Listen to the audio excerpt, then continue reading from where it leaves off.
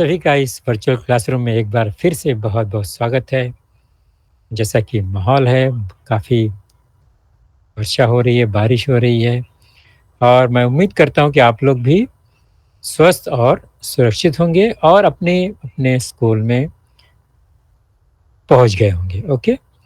तो हम जैसा कि अपने-अपने ड्यूटी पर आ चुके हैं, तो हम लोग सीधे अब चलते हैं अपने आज के लेसन की ओर। जैसा कि बच्चों आप लोगों ने स्क्रीन पर देखा अभी कि हमारा जो आज का दिन वेडनेसडे बुधवार का दिन होता है, वह स्टैंडर्ड 6 के बच्चों के लिए होता है। तो फिर से welcome to all my dear students of standard 6 and their class teachers. तो चलो चलते हैं अपने लेसन की ओर। तो हम लोग जो चैप्टर देख रहे थे आपको याद होगा lesson number 3 diversity in animals आज होगा हमारा। इसके पहले हमने देखा डाइवर्सिटी इन प्लांट्स। तो आज का जो हमारा कंटेंट है वो है diversity in animals and there classification. Okay, तो आगे बढ़ते हैं हम। तो हमने इसके पहले जो डिस्कशन किया था वो था क्लासिफिकेशन ऑफ प्लांट्स और वो हमने क्या क्या देखा था थोड़ा सा रिवाइज करते हैं, बस जस्ट 1 मिनट के लिए हम इसको रिवाइज करते हैं। तो नॉर्मली हमने उसके ट्रीज की हाइट के हिसाब से according to their heights we are classified these into three types, that is herbs height is 3 to 5 feet or 1 to 1.5 meters. Next, shrubs having height 6 to 10 feet and 2 to 3 meters. Okay.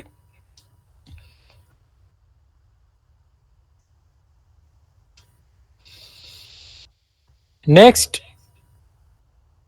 tallest one, that is trees having height 10 feet or more or about 20 meters and more. तो ये classification according to their heights. Next हमने classification देखा that is according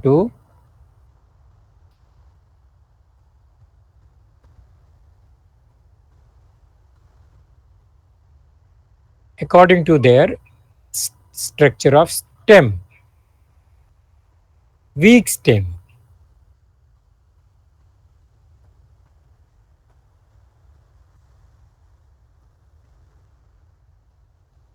ये weak stem है, मतलब उनका जो stem है वो अपने आप खड़ा नहीं रह सकता है, उनको सपोर्ट चाहिए और सपोर्ट नहीं है वो जमीन के ऊपर ही बढ़ते हैं अकॉर्डिंग टू सरफेस हॉरिजेंटली।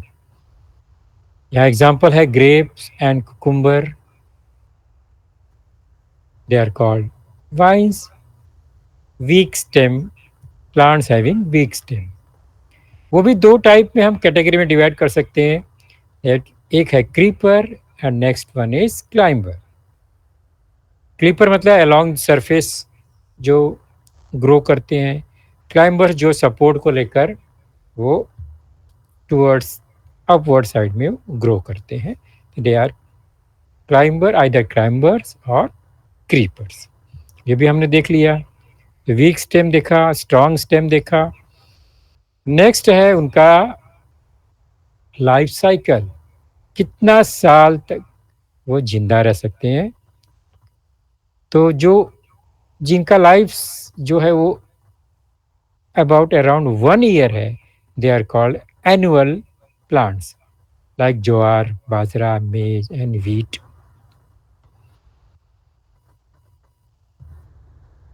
जिसका लाइफ साइकिल पीरियड जो है वो more than 1 year but less than 2 year और अप्रोक्सीमेटली 2 ईयर्स है, उन्हें हम बाइनियल्स कहते हैं, लाइक कैरेट, बीटरूट्स एटसेट्रा।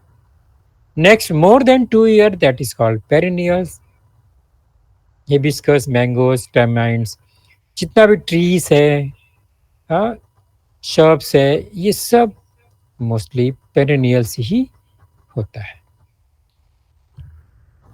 तो लाइफ साइकिल से हो गया। उसके बाद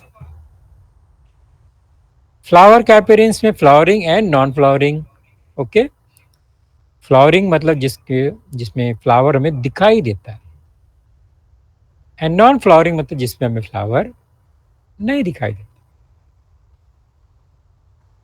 like mushroom and aloe vera, fungi, fern, etcetera. Flowering and non flowering. अब हम चलते हैं, हमारा आज का कंटेंट है diversity and classification in animals. Plants हमारा कंप्लीट हो गया, अब हम एनिमल्स देखते हैं। तो जैसा कि हम साइंस में जब भी when we are going to study science, हम लोग को अपना सराउंडिंग देखना है। साइंस में हम जो कुछ भी समझते हैं, सीखते हैं, that is related to our surrounding. तो एनिमल्स, हमारे सराउंडिंग में हमने बहुत सारे एनिमल्स देखा है।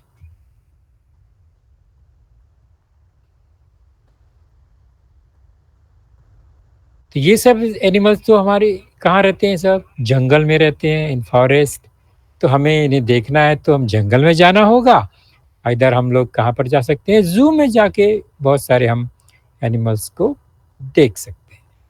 There are so many kinds of animals. तो प्लांट के जैसा ही इनमें भी बहुत सारा डाइवर्सिटी है, बहुत सारा कैटेगरी है, बहुत सारा टाइप्स है। तो ये जो डाइवर्सिटी है, इनका डिवीज़न या क्लासिफिकेशन है, उसके लिए हमारे पास जो पॉइंट है वो अभी हम देखेंगे। तो प्लांट्स में भी यूनिसेलुलर और मल्टीसेलुलर, ये पहला कैटेगरी होगा।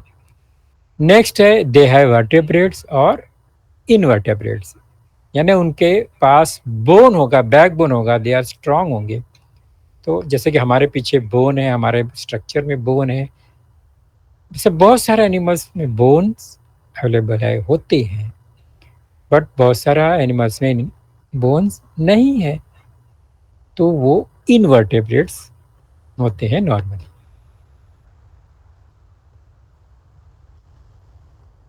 फिर हैबिटेट्स के हिसाब से, मतलब वो कहाँ रह सकते हैं, उनमें डाइवर्सिटी कहाँ मिलता है। तो either they are aquatic, terrestrial, amphibians, aerial, reptilian and other. तो कैटेगरी क्या हुआ, क्लासिफिकेशन कैसे करना है हमें? तो animals are classified on the basis of, उनका बेस क्या है? आइदर सेल स्ट्रक्चर के हिसाब से, आइदर वर्टेब्रेट कॉलम के हिसाब से, method of reproduction and habitats. तो इस तरह से हमने उसको चार मेथड से क्लासिफाइड करेंगे, चार बेस के हिसाब से। सेल स्ट्रक्चर, यूनिसेलुलर और मल्टीसेलुलर, वर्टेब्रेट कॉलम, वर्टेब्रेट्स और इनवर्टेब्रेट्स। आपने स्टैंडर्ड फिफ्थ में इसमें थोड़ा डिटेल में देखा होगा, तो हम ज़्यादा डिटेल में जाएंगे।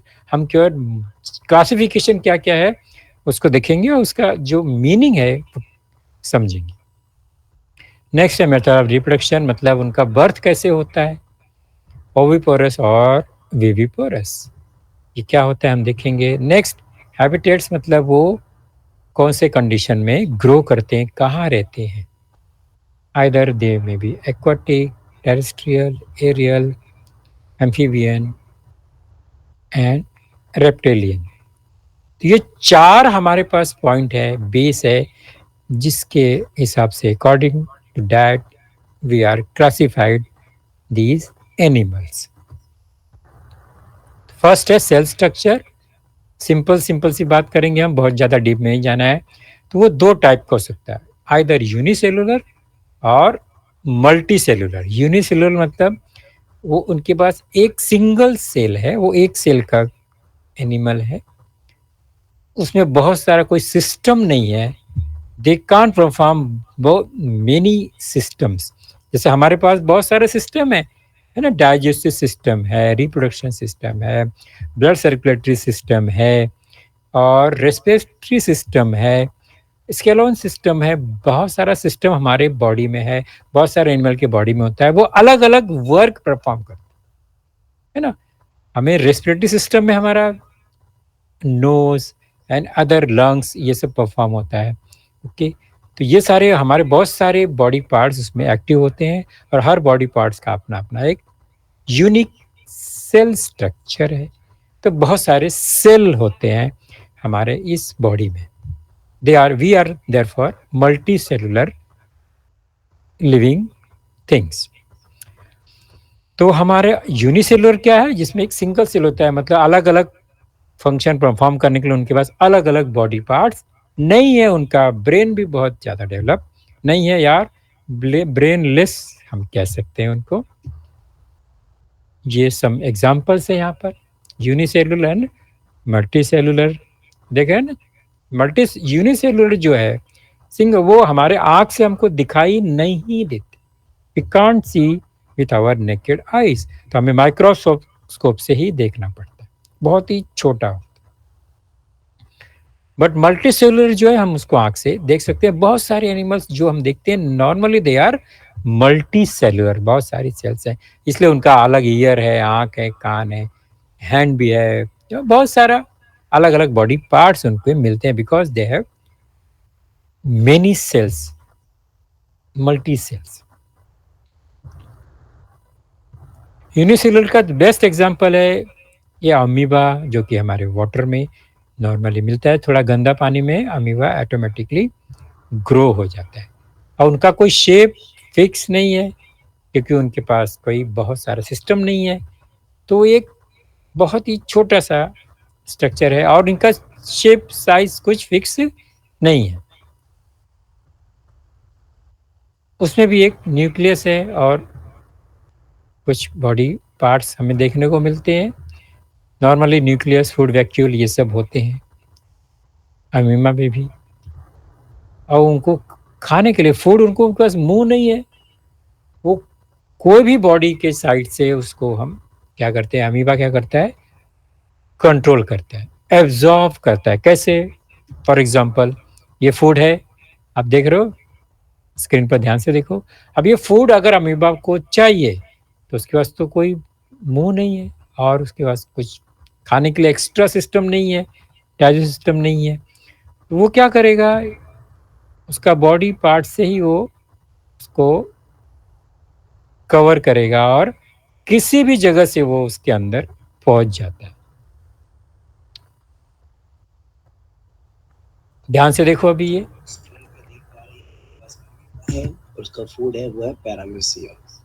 अमीबा में फूड लेने का बहुत सिंपल मैकेनिज्म होती है, पहले फूड को इंजेक्शन करेगा, देन फूड को डाइजेस्ट करेगा, और फूड को डाइजेस्ट करने के लिए जैसे उसके पास में फूड पार्टिकल्स आएगा, वो अपने स्यूडोपोडिया की मदद से, जिनको बोलते हैं फॉल्स फीट, सबसे पहले उसे कवर करेगा और उसे अपने अंदर लेगा फूड।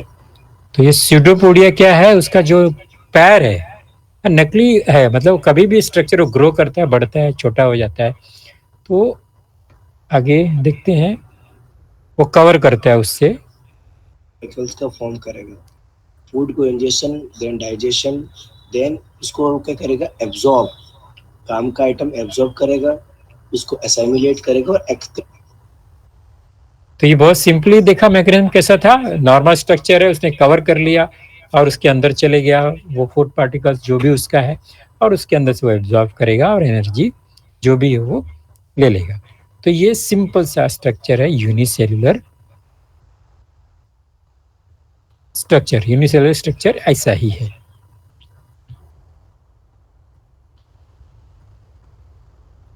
मल्टीसेलुलर में ज़्यादा बोलना नहीं, मल्टीसेलुलर में बहुत सारे, यहाँ जितने भी हम एनिमल्स देख रहे हैं मोस्टली सब मल्टीसेलुलर है, तो उनके पास बहुत सारे मैकेनिज्म है, बहुत सारे सेल्स हैं, बहुत सारा सिस्टम है उनके बॉडी में। ओके, तो उनको इस तरह से फूड पार्टिकल को कवर करने की ज़रूरत नहीं है, वो नॉर्मली उनके सिस्टम से ही वो फूड पार्टिकल्स अपने बॉडी के अंदर एब्जॉर्ब करते हैं, डाइजेस्ट करते हैं। तो सेल स्ट्रक्चर में हो गया दो, यूनिसेलुलर एंड मल्टीसेलुलर। नेक्स्ट है वर्टेब्रेट कॉलम। ये क्या है भाई? तो एनिमल्स आइदर हैविंग वर्टिब्रेट्स और नॉन वर्टिब्रेट्स, जिसको हम इनवर्टिब्रेट्स बोलते हैं, जिनमें वर्टिब्रल कॉलम नहीं है। ये क्या है वर्टिब्रल कॉलम? ये देखो, दो अलग अलग, ध्यान से देखो। ये इनके अंदर, बॉडी के अंदर बोन का स्ट्रक्चर है नॉर्मली, तो वो वर्टिब्रेट्स है। बाहर से हमें वो एक अलग फिक्स शेप में ये नजर आते हैं, एंड उनके बॉडी पार्ट्स के अंदर नॉर्मली सेंटर पार्ट में बोन का स्ट्रक्चर होता है। वो वर्टिब्रेट्स एनिमल्स हैं। और राइट साइड में इनवर्टिब्रेट्स देखो ध्यान से, तो नॉर्मली आप, ये बहुत ही सॉफ्ट है और इनके अंदर बोन स्ट्रक्चर हमें नजर नहीं आता है। आपने एंड देखा होगा, है ना, बहुत सारा एनिमल देखा होगा छोटे छोटे, जिनके अंदर हमें मालूम पड़ता है कि उनके अंदर बोन तो है ही नहीं।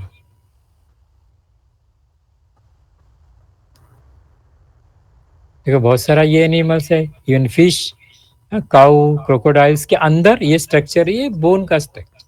और राइट साइड में क्या है? ह्यूमन बॉडी है, उसके अंदर भी बोन का स्ट्रक्चर है। तो दे आर वर्टिब्रल कॉलम है।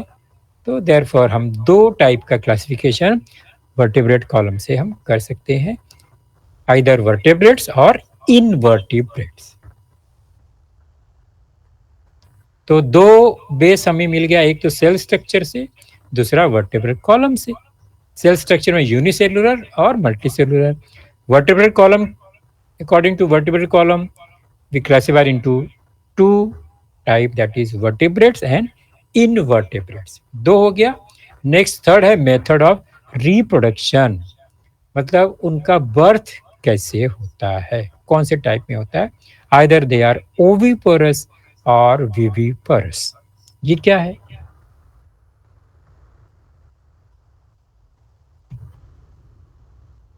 तो oviparous animal lay eggs where the embryo develops outside the mother's body।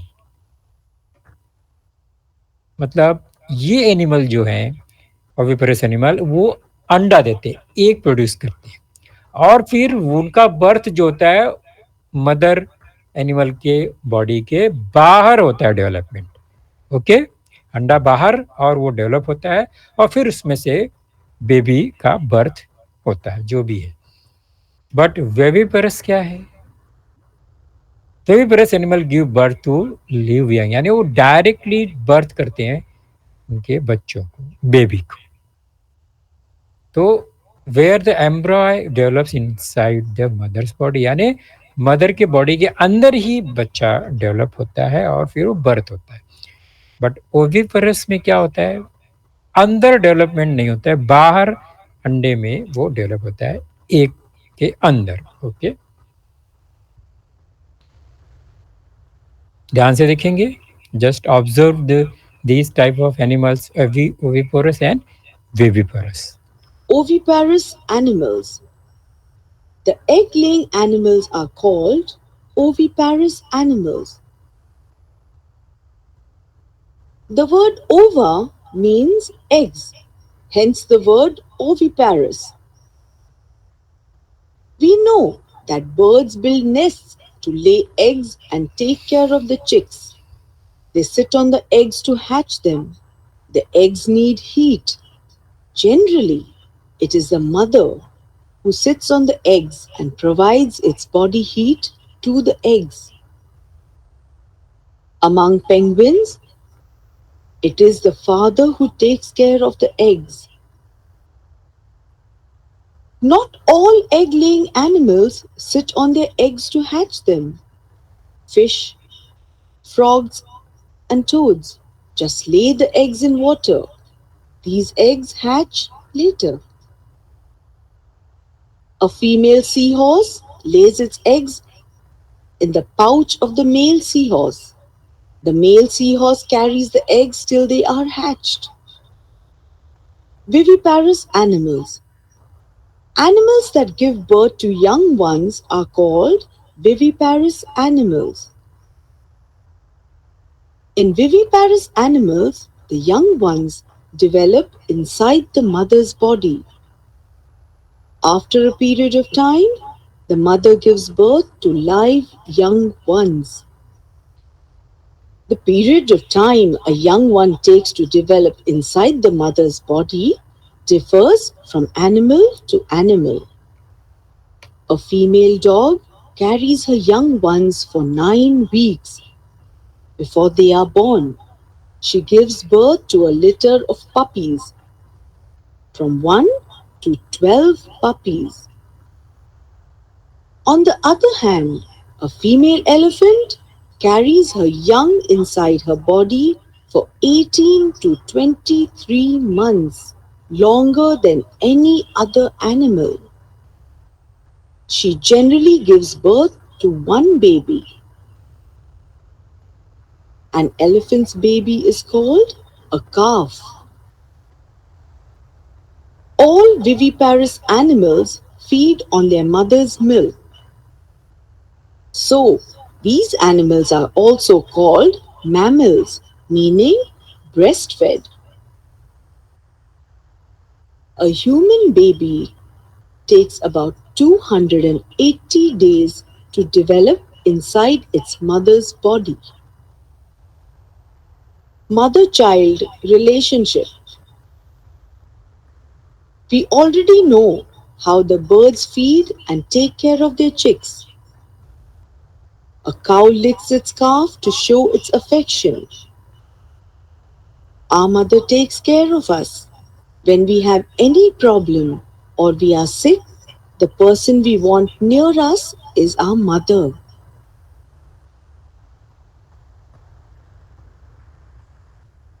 तो जस्ट आपने ऑब्जर्व किया, बहुत ही इंटरेस्टिंग ये स्टोरी आपने देखा।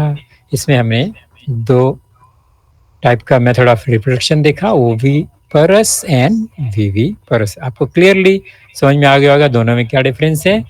ओके, तो ये तीन टाइप का हमने बेस चेक किया according to classification in animals, cell structure, vertebral columns and method of reproduction.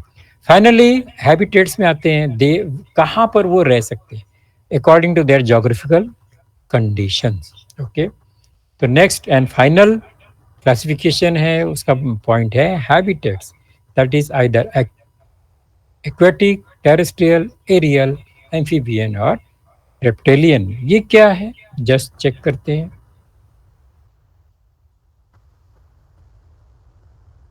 ये सेम पॉइंट हमने प्लांट्स में भी चेक किया था, डाइवर्सिटी इन प्लांट्स में।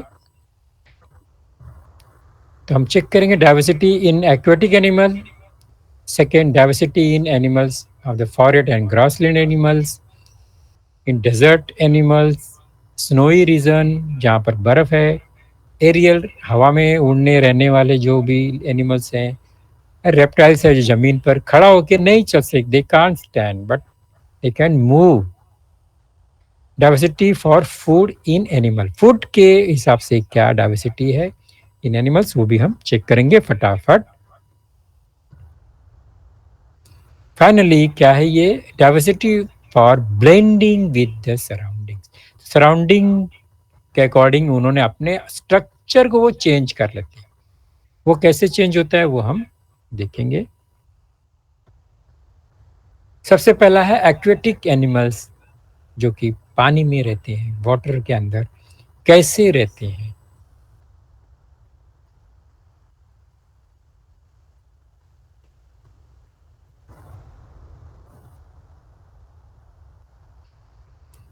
जब एक्वेटिक एनिमल्स का हम बात करेंगे तो हमें सबसे पहले कौन सा एनिमल याद आता है, that is fish.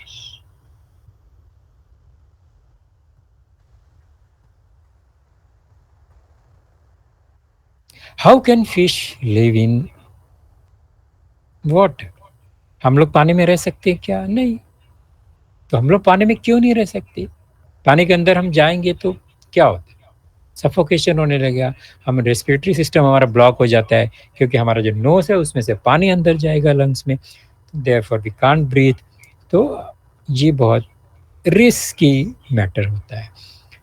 But animal में ये फिश तो आराम से पानी के अंदर रहते हैं, कुछ तो डिफरेंस होगा ना, या कुछ उन्होंने अडॉप्ट किया है, डाइवर्सिटी क्या है वो चेक करते हैं। तो ये फिश है। सबसे पहला है कि वो हमारी तरह ये नहीं है, टैपर और नैरो बॉडी। उनका बॉडी कैसा है, नैरो। एरोप्लेन देखा ना कैसे सामने से पॉइंटेड, पीछे से भी पॉइंटेड, इस तरह से है। उससे क्या होगा, वो पानी के अंदर आसानी से स्विम कर सकते हैं। ओके, तो ये इनका स्ट्रक्चर है। तो पानी में और एयर में आसानी से मूवमेंट के लिए इस तरह का स्ट्रक्चर बहुत इम्पोर्टेंट है। तो हमारा वाटर फ्रिक्शन और एयर फ्रिक्शन कम होगा, हम इजीली ट्रेवल कर सकते हैं थ्रू एयर और वाटर। इसलिए आपने देखा होगा एरोप्लेन का शेप भी जस्ट ऐसे ही होता है। ओके,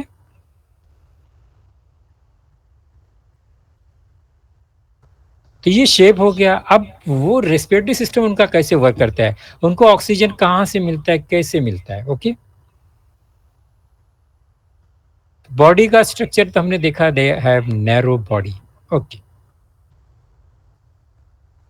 अब उनमें नोज तो नहीं है, इंस्टेड ऑफ नोज। आपने मच्छी को देखा है, फिश को देखा है, कभी ध्यान से देखो तो उसके अंदर ऐसा हमारे जैसा नोज उनके पास नहीं है। ओके, तो instead of the nose there are gills for respiration. उनके पास गिल्स है, एक अलग एक्स्ट्रा बॉडी पार्ट है जो कहता है हम गिल्स। अगर हमारे पास गिल होता सो हमको भी बहुत मजा आता, हम लोग भी पानी के अंदर आराम से स्विम कर सकते थे, बट वी कांट।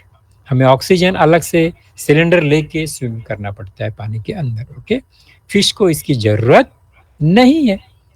आप बोलोगे हम लोग को एयर में ऑक्सीजन मिलता है, फिश को कहाँ से ऑक्सीजन मिलेगा, वो तो पानी में है।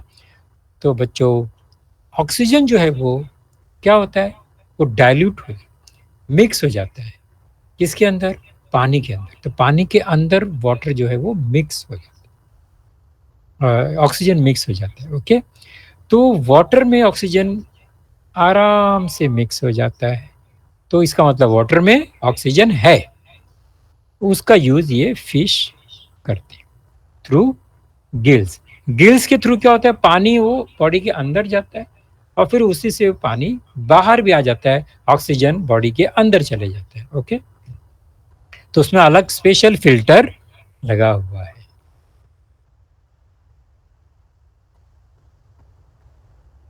ये स्ट्रक्चर है। गिल्स कहाँ पर आप देखो, ये इस तरह से गिल, हम क्या कहते हैं, गिल।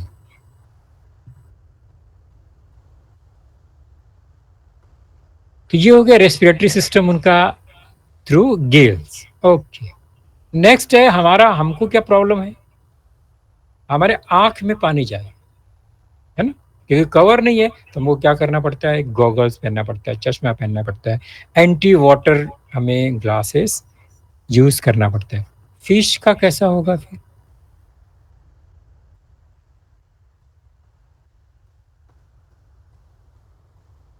लुक देयर आईज, उनके आईज के ऊपर एक अलग से कवर है, लीड्स, आई लीड्स। और हमारे आंख पे भी आई लीड्स है, बराबर। लेकिन हम आंख बंद करेंगे तो हमें दिखने वाला नहीं है, we can't see through our eye lid. But fish का जो आई लिड है, दे आर ट्रांसपेरेंट, हम उसमें से आर पार दिखता है, जस्ट लाइक ग्लास। अगर हमारा आई लिड ग्लास टाइप होता, हम लोग आंख बंद करते और तो भी हमको दिखता, लेकिन ऐसा नहीं है, फिश का ऐसा है। ओके, तो ये आई है, उनके ऊपर एक आई लीड है। हमारा आई लीड ऐसा है, अंदर या बाहर हम कुछ भी देख नहीं सकते, बट फिश का आईलिड कैसा है, ट्रांसपेरेंट। तो कवर प्रोटेक्शन भी है, पानी अंदर नहीं जाने वाला है और वो देख भी सकता है।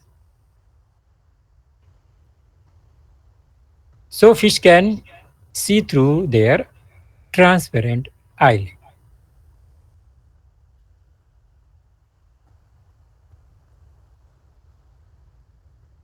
और हमारा जैसा उनका स्किन भी नहीं है, उनके ऊपर क्या है, स्केल्स है, वो पानी से खराब नहीं होता। और उनके पास पैर नहीं है, बट उनका जो पैर है वो एक किसकी है, फ्लैट सरफेस टाइप है, जो कि स्विमिंग में हेल्प करता है।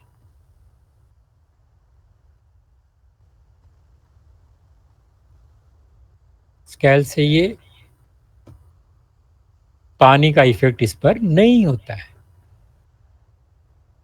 फिन्स ये मूवमेंट के लिए है, डायरेक्शन के लिए है।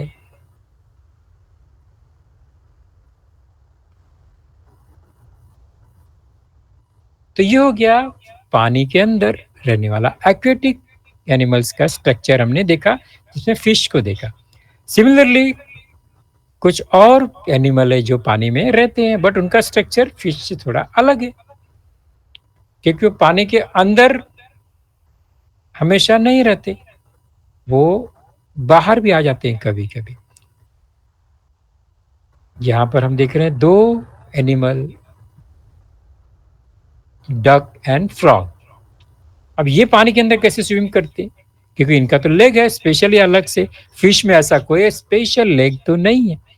तो इनका लेग का स्ट्रक्चर चेक करो, तो they can swim easily in water due to the curtain like membrane between the toes. इनका जो फिंगर है इस तरह से वो ज्वाइंट है, एक कर्टेन का मेम्ब्रेन से वो ज्वाइंट हो गया। ध्यान से देखो,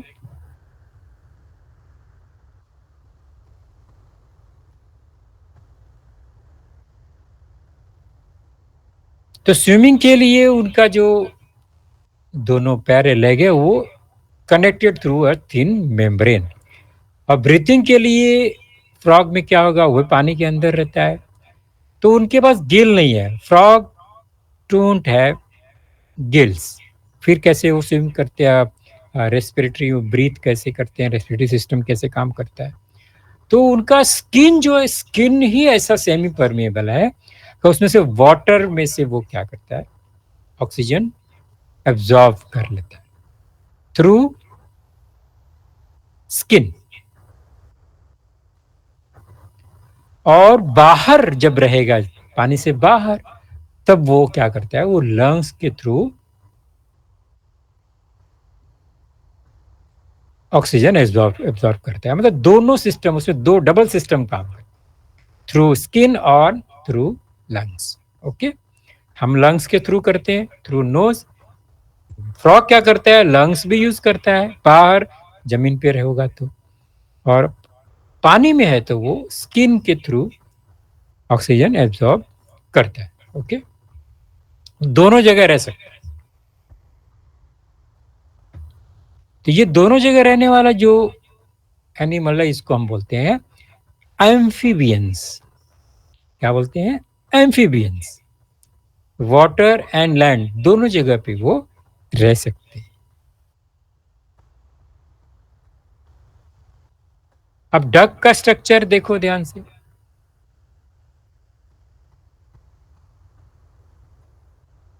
उसका भी जो लेग है, उसके जो टोज है, वो तीन मेम्ब्रेन से कनेक्टेड है, ज्वाइंट होते हैं, so they can swim easily.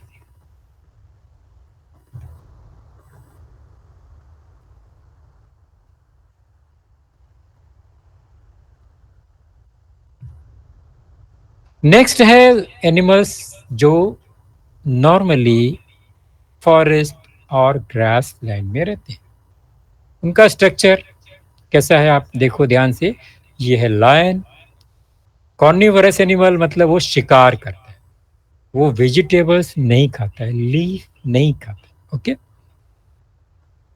तो carnivorous animal like wild dogs, fox, tigers, and lions have strong legs to run fast and capture their prey. मजबूत होता है उनका लेग्स, बहुत मजबूत होता है, और they can run very fast to capture their praise.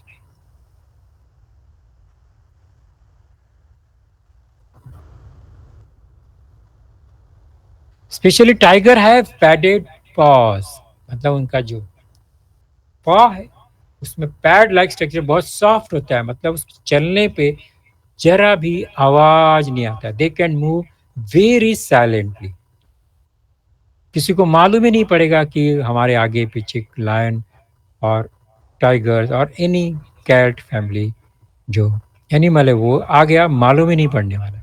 आपको मालूम है कैट हमारे आगे पीछे जाता है, कुछ आवाज आता है नहीं मालूम पड़ता है, because of their padded paws.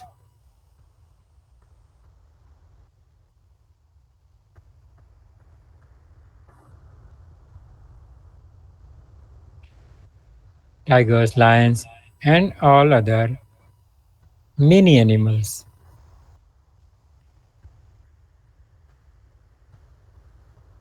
दूसरा उनका स्ट्रक्चर चेक करो, आपका उनका फेस, उनका आईज कहाँ पर है, हमारा फेस, हमारा आईज कैसा है।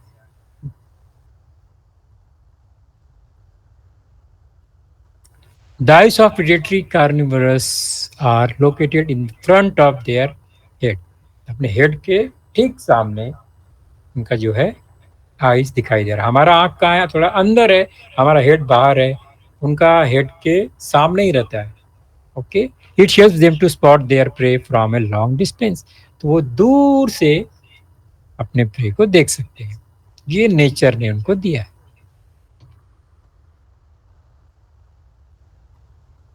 बट ये नेचर ने सिर्फ इनको ही तो नहीं दिया है, जो दूसरा एनिमल है, इनका जो प्रे है, उनके पास भी वो स्ट्रक्चर उनका भी इस तरह से। कैसा स्ट्रक्चर है उनके पास?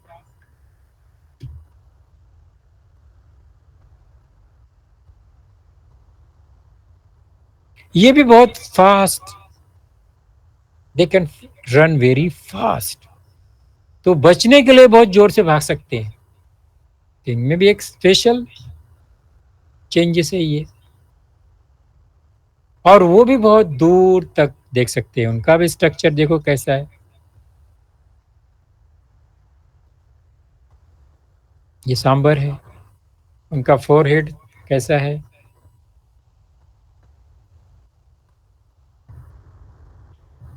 और ईयर देखो, ईयर का स्ट्रक्चर, ईयर बाहर की तरफ है, बड़ा भी है, वो सुन सकते हैं बहुत दूर से आवाज, और बहुत बारीक आवाज को भी वो सुन सकते। They can hear very low noise also. और ये हर्बीवरस है, मतलब ये वेजिटेबल्स ही खाते हैं, लीव्स खाते हैं।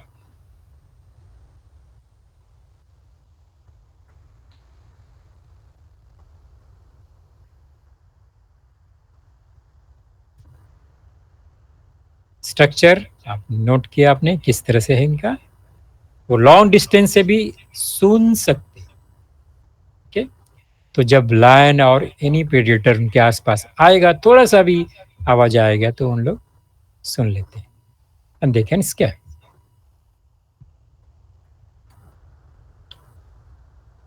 अगला है डेजर्ट एनिमल, लेकिन हमारा अभी टाइम बहुत हो रहा है, बहुत सारा क्लासिफिकेशन है। ये नॉर्मली ये हम एंडिंग पोजीशन में ही है, क्योंकि हैबिटेट सी देख रहे हैं, उसके बाद हमारा लेसन कंप्लीट हो जाएगा। तो हम थोड़ा फास्ट फॉरवर्ड में देख लेते हैं।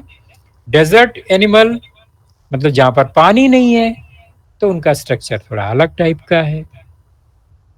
They can store water in their body. उनका जो लेग है वो भी पैडेड है और ब्रॉड है, एरिया उनका ज़्यादा है, सॉफ्ट भी है, वो सैंड के अंदर नहीं फंसते। They can walk easily. कुछ अदर एनिमल्स भी हैं डेजर्ट टाइप में, देखो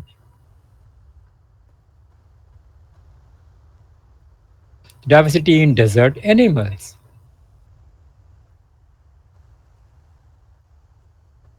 Rat, snake, spider, lizard and desert live in deep burrows during daytime. गर्मी में, दिन में, डे टाइम में वो जमीन के अंदर, मिट्टी के अंदर रहती हैं, होल बना के। नहीं तो उन गर्मी से, हाई टेम्परेचर से वो जिंदा नहीं रह सकते, तो सेफ्टी पर्पज से वो मिट्टी के नीचे, जमीन के नीचे रहते हैं। और नाइट टाइम में वो एक्टिव हो जाते हैं। रात में थोड़ा सा टेम्परेचर डाउन होता है, फिर वो एक्टिव हो जाते हैं। स्नोई रीजन जहाँ पर बहुत ही ज़्यादा बर्फ है, स्नोफॉल है, ठंडा है, कूल प्लेस है, वहाँ का एनिमल्स है। Yak, polar bear, white fox, mountain sheep, silver fox, ये सब स्नोई रीजन कूल प्लेस में रहने वाले एनिमल्स।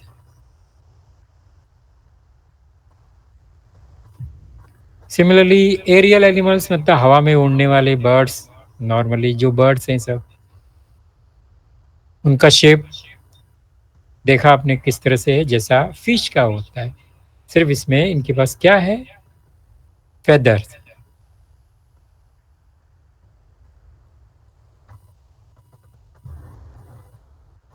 इनका क्लॉस चेक करो किस तरह से पॉइंटेड, सो नाखून देखो किस तरह से एकदम पॉइंटेड है।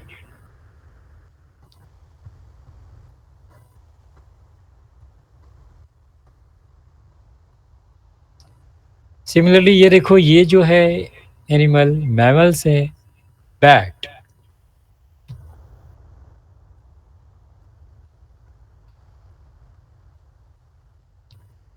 और पैट्रिजियम जो है फ्लाई, वो फिन जैसा दिखाई देता है, पंख जैसा है उनका, वो उसके हेल्प से they can fly with the help of patagium.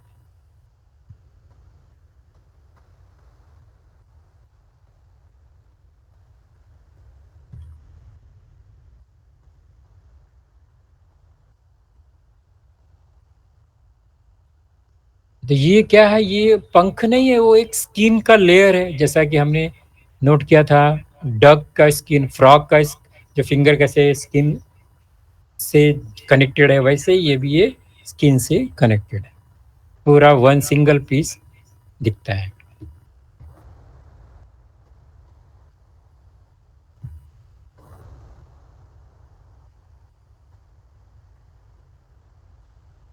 तो ये एरियल एनिमल हमेशा बड़ा ही नहीं, बहुत छोटे छोटे देखो इंसेक्ट्स भी हैं, like butterfly, dragon fly, mosquitoes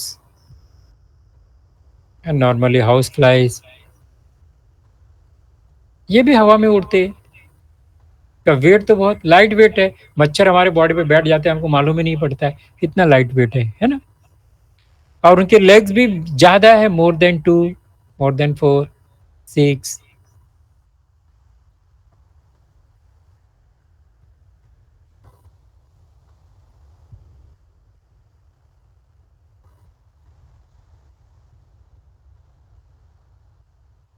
और ये है फाइनली हम देख रहे हैं रेप्टाइल्स पे आ गए हम लोग। रेप्टाइल्स मतलब वो उनके पास पैर नहीं है, और पैर है तो वो चल नहीं सकते,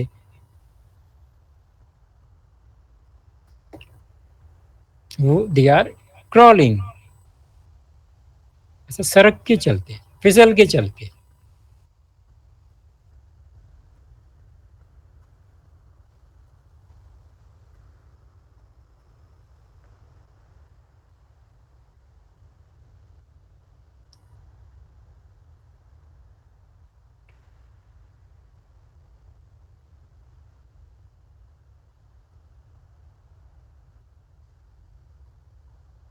और क्रोकोडाइल का भी पूरा मसल इतना मजबूत है, उसके हिसाब से ही चल सकता है, they can't run.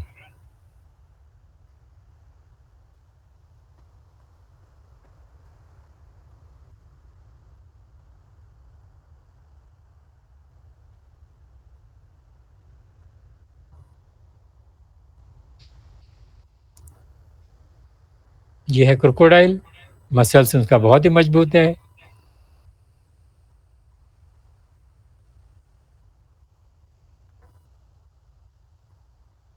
Crocodile use their muscles for creeping, ये बोलने की जरूरत नहीं है। हर्बीवरस कार्निवरस एनिमल्स होते हैं, मतलब जो हर्बर यानी प्लांट्स पे, प्लांट्स को खाते हैं, देयर फूड क्या है, प्लांट्स है। हर कार्निवरस है मतलब जो शिकार करते हैं।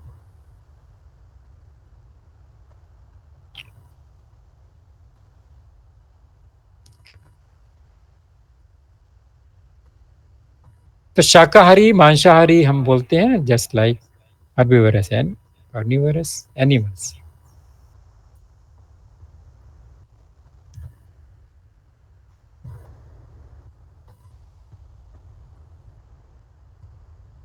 फाइनली हम लोग आ गए अपने एंड पॉइंट पर, diversity for blending with the surrounding.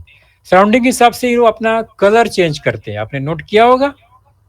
इनका कलर चेक करो, जैसा सराउंडिंग है वैसा इनका बॉडी और स्किन का कलर चेंज हो जाता है, वो छुप जाते हैं, दूसरे को नजर नहीं आएंगे। Diversity for blending with the surroundings. Okay, हमने फिनिश कर दिया हमारा ये टॉपिक।